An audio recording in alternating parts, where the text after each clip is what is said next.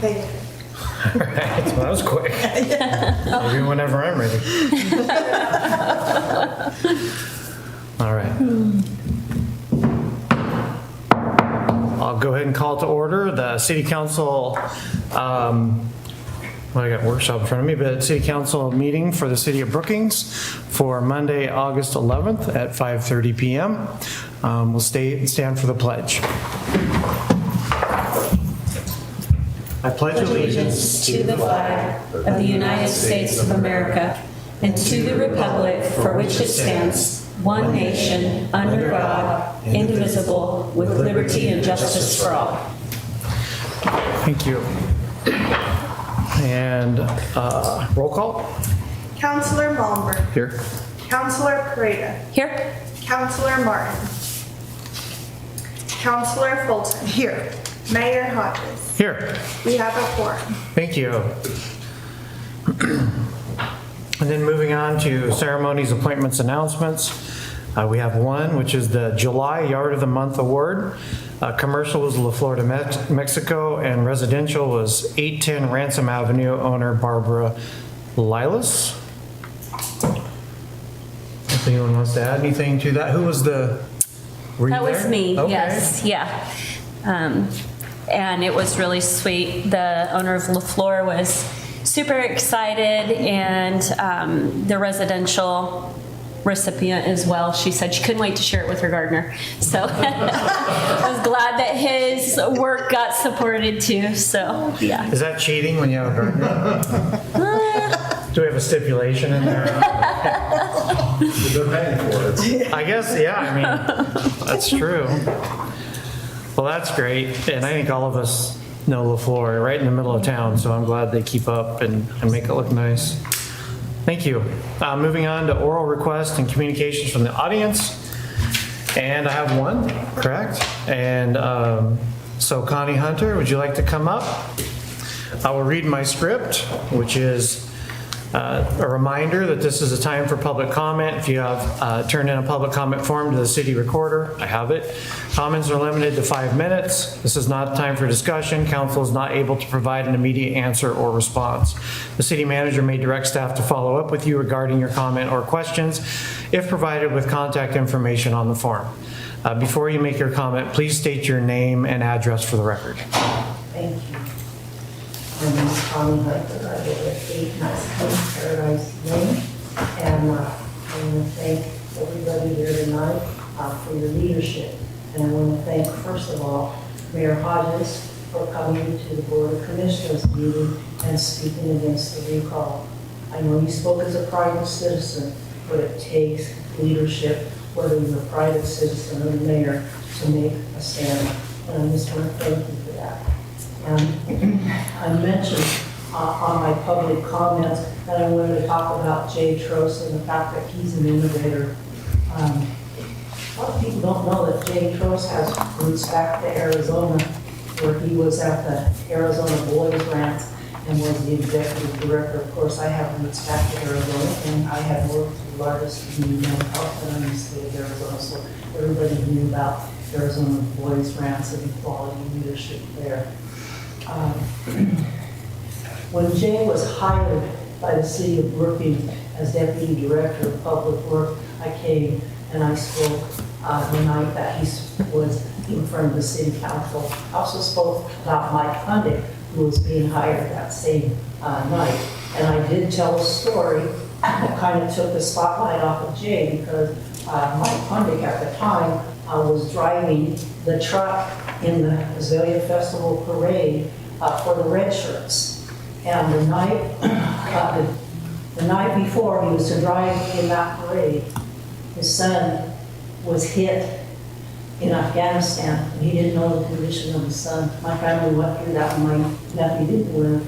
But Mike got up and he drove that truck. And when we got done, he said he wanted to go back and do it again. So we went in. We were lawbreakers. We broke into that parade.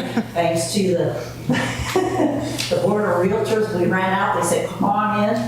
We went back in and we went again. So that took the spotlight off of Jay. But I want to put it back on him tonight. He's going to present some things tonight. And Jay's an innovator in the true sense of the word, groundbreaker, conceiver, originator. And in the thesaurus, it says mastermind. I don't want to see the mastermind piece of that, but he certainly is a collaborative, works collaboratively, and I worked with him for a number of years, and I couldn't be prouder to be able to participate and attend the workshop tonight to see what he has to say. And thank you for having listening ears and leadership at this board as well. Thank you. And only one, correct?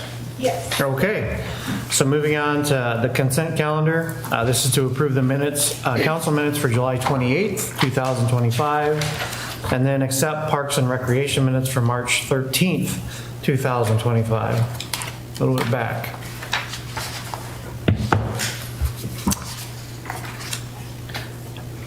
So if there's any discussion or a motion. I'll motion to approve the consent calendar. I'll second. We'll call the question. Counselor Fulton. Yes. Counselor Freda. Yes. Counselor Malmberg. Yes. Mayor Hodges. Yes. The motion carries. Thank you. Moving on to staff reports, public hearings, ordinances, resolutions, and final orders. Number one is the management compensation plan. And Lou, is that you or city It's actually manager? the city manager. Okay, I'll use them. She's my backup, in case I stumble here a little bit. She's very instrumental in helping me get this put together. And this was, Mayor and Council, this was discussed quite at length at the last workshop a couple weeks ago about the management compensation plan. There were a lot of things laid out. As you all know, this group here is unrepresented. The Teamsters represent our Public Works and a few other folks, and then of course the Brookings Police Association represent the Brookings police officers. And the plan that you have tonight has been updated since the last time is 2022, and essentially I think the big thing that would probably warrant some discussion or some questions, if you'd like, is to discuss the what I would consider, fairness and equity with our management folks. Back in 2022, when we had an interim city manager, prior to that, the management compensation pretty much mirrored whatever, as far as mostly with the COLAs, what the police union was getting at the time. At the time, the interim city manager decided to make a shift and pump more money into the police budget and basically have the staff, the management, fall into place with the Teamsters. And in doing so, over the past 3 years or so, with inflation and everything else, as a cumulative, even with tonight's proposal, they're still almost 3.2% behind where the police pay has been over the past 3 years and going forward. So that also addresses some of the things we have issues with, which is in compression. And compression is an HR term basically talking about when you have certain folks like at a management level that kind of are staying stagnant at this point, and the staff and other people are coming up the ranks. And right now we've got enough compression to where some of our non-management folks with overtime and everything else is pushing up against management salaries. So, but we think in order for it to, support retention and stability in the organization, because as we talked about in the last meeting, and I'm not going to talk about ages here, but we've got a senior staff, and with a senior staff is great because they have a lot of institutional knowledge and just knowledge in general throughout their municipal careers. But we also know with the senior staff, probably within the next, let's say 3 to 8 years, the makeup of all the department heads and the folks that are, that come here every council meeting to present to you is going to start shrinking or disappearing. And because, we want to reward our folks after spending decades working for the city and allowing them to retire at some point. And that's what was the thought and process moving forward with that. The other thing is we talked about and discussed the administrative time, or what some plans call it management time, or you call it administrative time. It allows to give a bank. This is very common. Last couple cities I worked at for management to have this, where you give them a bank of hours at the beginning of the year, typically July 1st, because it's within the fiscal year, and throughout. And that management time off has no monetary value, but what it does, it allows the senior staff the ability to take off and utilize that to kind of make up throughout the year. As most of you know, with my position, and Kelby, Donnie, Tony, Luz, we get calls nights, weekends, council meetings, workshops, other things that we come up here for as well. And this, instead of trying to flex the time, this just simply allows us to, our staff to be able to utilize that. And by the way, it does not accrue at all. If you don't use your management or administrative time by the end of the fiscal year, it's a use or lose, so it allows you to do that as well. And we feel like this is, had Lou did crunch the numbers, it's pretty much a budget neutral position. And at this particular time, if there's any questions in regards to this, I'd be glad, between myself and Lou, to answer any of the questions that you might have. If I can start, I just wanted to state that as a city councilor, I am required to disclose a potential conflict of interest. My husband is an employee whose position falls under the terms of the management contract. So since this item pertains directly to his employment and compensation, it would be a conflict of interest for me to participate in the discussion or vote. And therefore, I'm going to formally recuse myself from deliberation and voting, and in light of best practices in maintaining the highest ethical standards and to avoid any appearance of impropriety, I will be absent from the dais for the duration of this agenda item. I wanted to mention too that after the workshop, there was discussion. I think Councilor Martin in particular talked about the relocation assistance. So I did tweak that language to make it less restrictive. I think it's, we put within 30 miles of City Hall, so that people weren't bound to, move into the city limits in order to get that relocation. Yeah. I'm assuming she has her cell phone. That, or we'll go Okay. grab her. As long as we have it. Yeah. We'll find her. Fair enough. I understand. I just want to make sure. Okay. I don't have a whole lot to say here. I feel like I've said too much at the workshop probably. But anyone else? I feel like I understand it fairly well myself. So. And I support and appreciate all the effort that was put into this, and recognize that the management compensation plan hasn't kept up with the negotiated salary increases that the Teamsters Union and the Police Officers Union has over the years. And I think it's wholly appropriate that they get caught up in terms of cost of living adjustment and be where they need to be to retain the professionals that we expect in this organization. And the other thing that Tim didn't mention, which we did talk about at the workshop, was the longevity. Oh, yeah. And I think that's just a super important piece. We have a lot of people, once you step out at step 7, you don't get that 5% every year. And so to be able to, every few years, reward the long-term employees with something. I have a few myself that I don't, if I can give them a little bit of incentive to stick around a couple more years, I think it's great. So. And that does equal with what the police are getting at this point. Yeah, the police and Teamsters are Yeah. getting what we proposed for management in here. So. For the longevity. we do, the management do get longevity right now, but it's at a lower percentage and it starts later than the other two groups. So this would make everybody equal.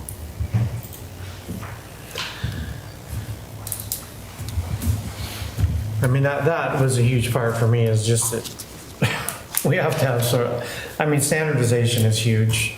The fact that it wasn't so standardized is difficult. And, I know you guys call it, I think it was administrative time. I think that is very important. I mean, if nothing else, that really, when you get to a director level position, your responsibilities across the board are so much so that watching the clock to the minute, I used an hour here, so I'm going to make up an hour here. That's ridiculous. So I think having that leeway is extremely important. We should be able to trust somebody at that level.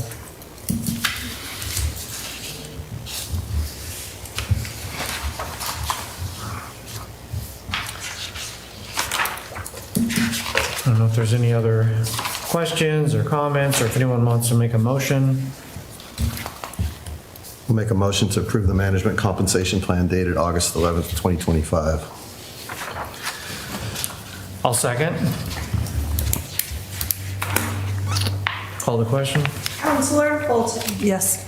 Counselor Malmberg. Yes. Mayor Hodges. Yes, The motion carries. thank you.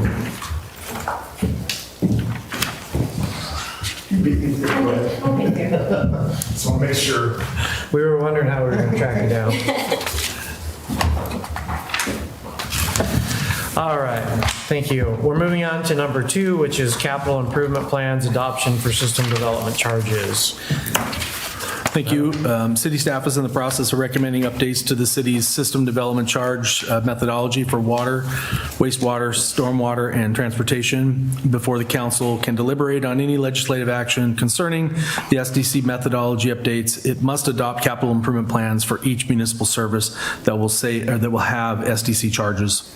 ORS 223.309 parentheses 1 states that prior to the establishment of an SDC by ordinance or resolution, a local government shall prepare a capital improvement plan, public facilities plan, master plan, or comparable plan that includes a list of capital improvements that the local government intends to fund in whole or in part with revenues from improvement fees, and the estimated cost, timing, and percentage of costs eligible to be funded with revenues from the improvement fee for each improvement.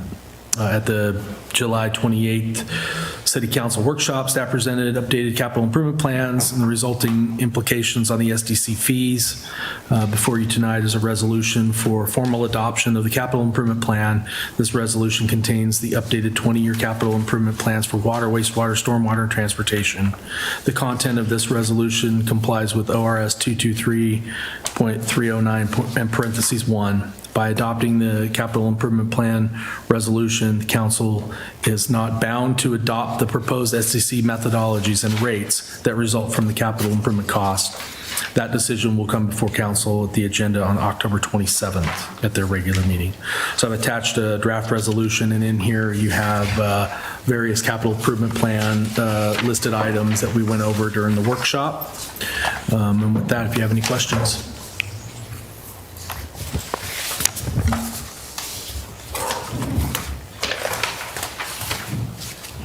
Thank you to make sure that those that weren't able to be at that workshop had the details of that. That was super helpful to hear just the whole discussion. So I wanted to just say my gratitude for that.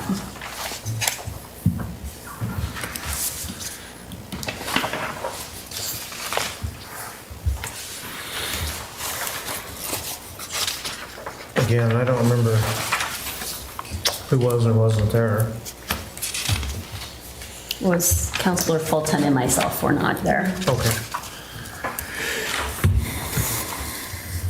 But it was a good and informative discussion and presentation, and yeah, I really appreciated that. And I appreciate the fact that we can move forward with adopting these necessary improvements and what needs to be done without making any kind of decision right now on the fee portion of that. Because we know this work is important and needs to be done. Yeah, and I think that maybe we'll have a little more discussion at that point, but here, yeah, I don't know if there was anything more. I don't remember, Councilor Malmberg, if you had anything to add. No, yeah, it's important that we get some of this infrastructure in place so that we can take a thorough review of the SDCs and how they're structured moving forward. Yeah, I think that's where more discussion was to be had.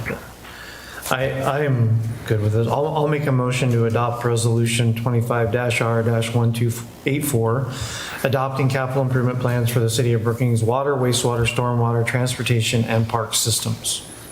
I'll second. And call the question. Counselor Creighton. Yes. Counselor Malmberg. Yes. Counselor Fulton. Yes. Mayor Hodges. Yes. The motion carries. Thank you. And then moving on to item 3, wastewater treatment plant improvements contract. Thank you. In April 2022, the U.S. Department of Agriculture Rural Development, which has been known as USDA-RD, approved a $24,996,000 loan and a $2.569 million grant to the city for wastewater system improvements. The city is contributing another $2.648 million and some change to this project, bringing the total to $30,213,120. This may be the largest combined loan grant in the city's history. The proceeds will be used to complete various upgrades to the city's wastewater treatment plant, water or sewer collection system, connecting the Brookings campus of Southwestern Oregon Community College to the sewer system, and extend sewer service to the Lone Ranch project area. The city originally applied for this funding almost 10 years ago. The terms of the USD-RD loan are 40 years at 2% interest. However, USD Rural Development does not directly fund the work. Interim financing is required. City staff explored alternatives for and completed an interim funding application with the Oregon Department of Environmental Quality. Our application for interim financing through DEQ for the entire project was approved in September of 2022. In December of 2022, Council approved Jacobs Engineering Task Order 01 that provides design, bidding, and construction management for the preliminary engineering report wastewater treatment plant improvement projects. The tasks for the improvement projects are listed 1 through 11.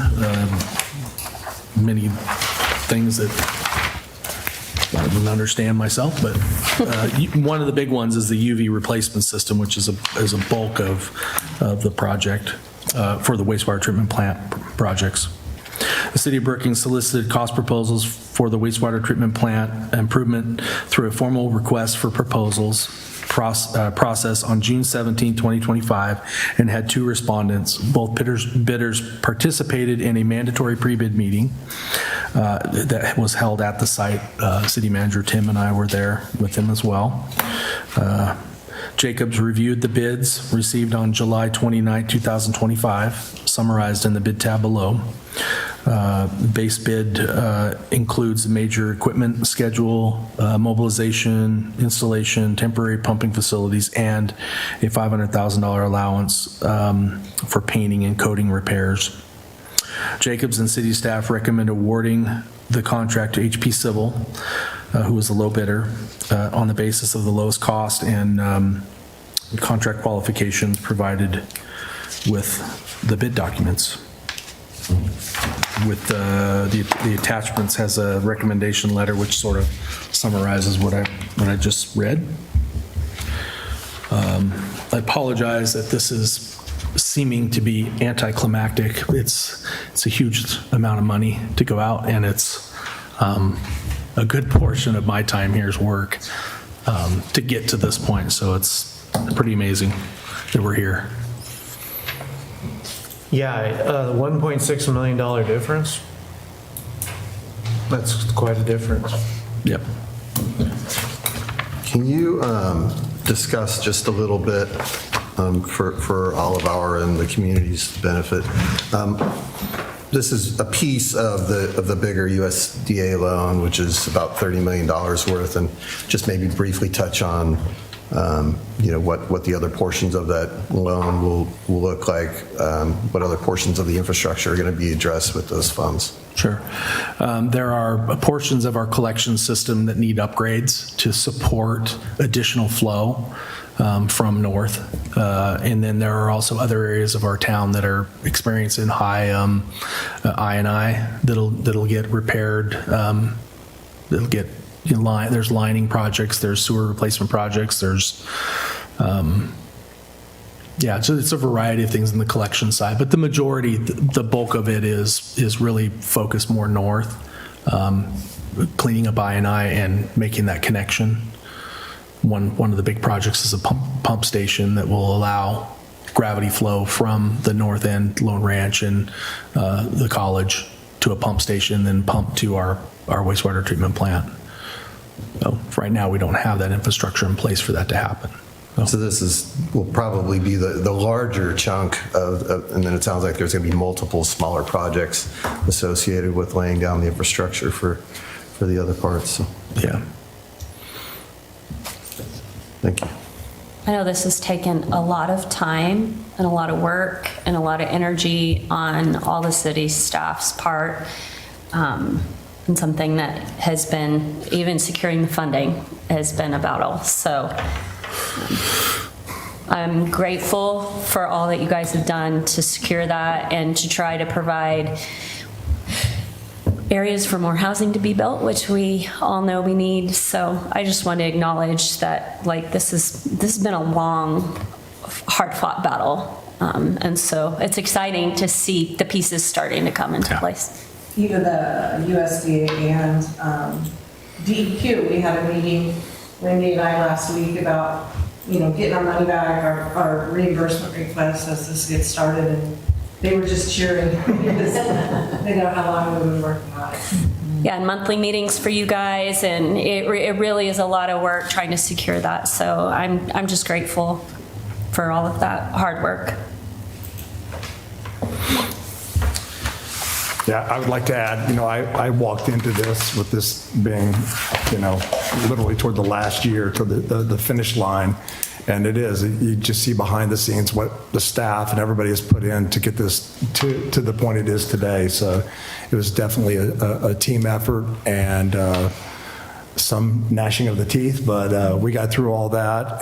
But like I said, in the end game, it's going to be well worth it to have a top-notch wastewater facility treatment plant and to extend our collection system to where we can finally get some more housing, hopefully affordable housing for our constituents here in Brookings.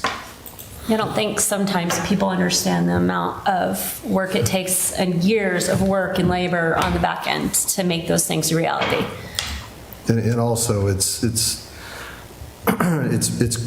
really great that you were able to secure that USDA bridge loan at 2%. That's a big thing. A lot of people don't realize, when you go out for a grant, oftentimes, most of the time, they're reimbursement. So they don't always fund the project as you go to build it.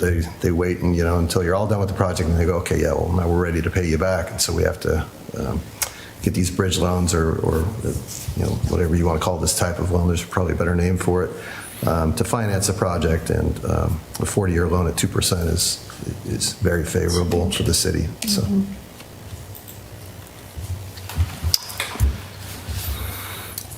Well, I agree with all the above. I don't have anything to add.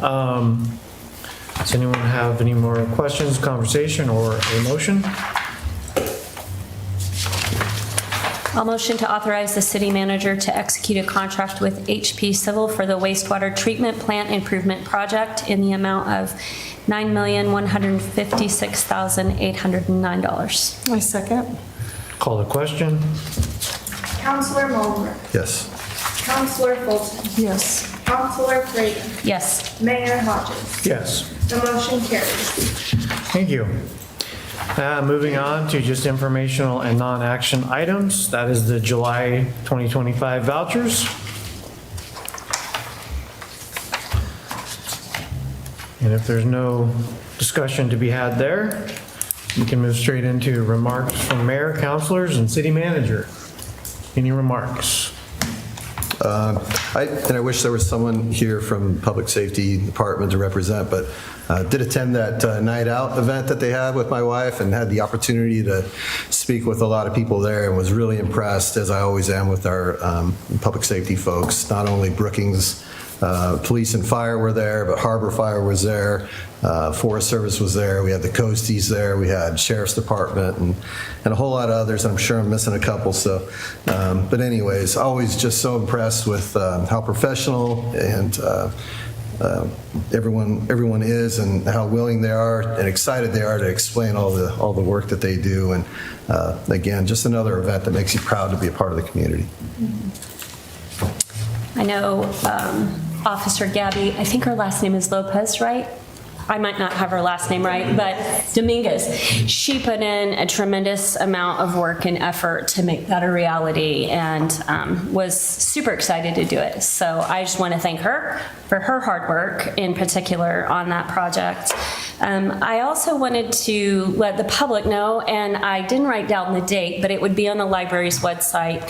There is a blood drive that's going to be happening at the library, and they've already done one, and it was a huge success, and it's always something that's needed. So I just want to make sure that the public is aware that that's something that's available here in our local area. Just as a reminder, school will be starting again very soon, so for all of our citizens out there, the going slow through the school area is much appreciated to keep our students safe. And Tony and everybody who had the perseverance and patience to keep going on all these loans and work that's going to be done. It's already amazing what I see going north out of town, and so I'm just really grateful for all of you that put in the time and energy to make that work. That was something else I wanted to say. One of the library board members had commented on how wonderful the sidewalks are and wanted to extend their gratitude and thanks to the staff for the work that they did there to make that happen. So I would like to also, with Councilman Malmberg's comments about the National Night Out, and same thing here. In fact, that was the first time I believe we figured it out in 15 years that the city had done a National Night Out, and it was done pretty quickly. I was out there about 4 o'clock, and I was like, wow, this thing's going to start in an hour. But man, they pulled it off, and everybody showed up, did a great job. I was out there for about a good hour of it. Beautiful night. Kids were, really impressed with the canine handlers and everything else, climbing in the rigs. It was really a nice evening. And August 28th is the drive. I have it in my calendar because I'm going to be giving blood that day. So I was like, so I just did it from 9 to 2. I believe it's when it's going to be out there. So anyway, but we highly encourage that. And yes, and just real quickly, we're also going to do a little bit different this year with our employee appreciation.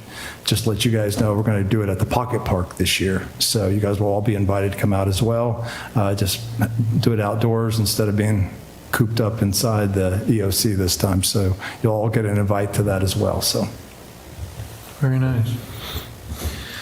Well, I don't want to add on to that, but the police event was also one I wanted to recognize, so I'll just leave it there. I brought my son and our little bear of a dog, and they had fun. It was great. I don't know where the sheriff went, but a little offended they wouldn't let me drive the snowcat, but that's okay, maybe next time. Also, the fence going around the parking lot coming up, that looks like it's going to be great. So I'm glad to see that's finally getting there. The seal coat on the driveway and parking lots look great as well, so good job there. A quick reminder, just because we have had a change in the way we do things around here, that right after the city council meeting is a workshop. So just as a reminder, so people can, get into the new process. We started it in July, so it's fairly new to all of us. So that will be coming up tonight, right after this meeting. And it seemed like I had one other thing, but I'm drawing a blank on it now. So anyways, that's all I have. If nothing else, we'll call this meeting to adjourn at